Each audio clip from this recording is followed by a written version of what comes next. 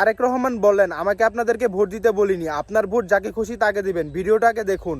আমার এজেন্ডা হচ্ছে আমি আমার নেতা কর্মী আমার সমর্থক সকলকে নিয়ে বাংলাদেশে আগামী দিনে মানুষের ভোটের অধিকার প্রতিষ্ঠা করব।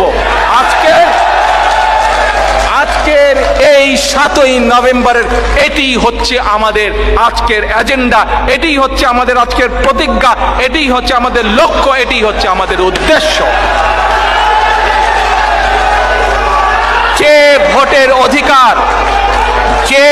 ভোটের অধিকার 2009 সাল থেকে এক মিনিট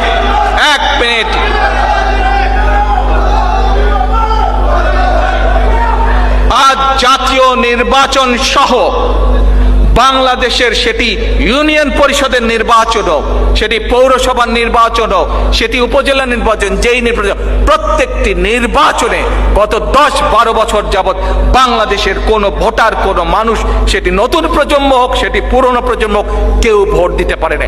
আজ বিএনপির প্রতিজ্ঞা দেশের মানুষের কাছে, আসুন আমাকে ভোট দিতে হবে এমন কোনো কথা নেই। আপনার ভোট আপনিই দিবেন, যাকে ইচ্ছা আপনিই দিবেন, কিন্তু আমার হাতকে আপনি শক্তিশালী করুন, আমাকে সহযোগিতা করুন, যাতে আমি আপনার ভোটের অধিকার প্রতিষ্ঠা করতে পারি।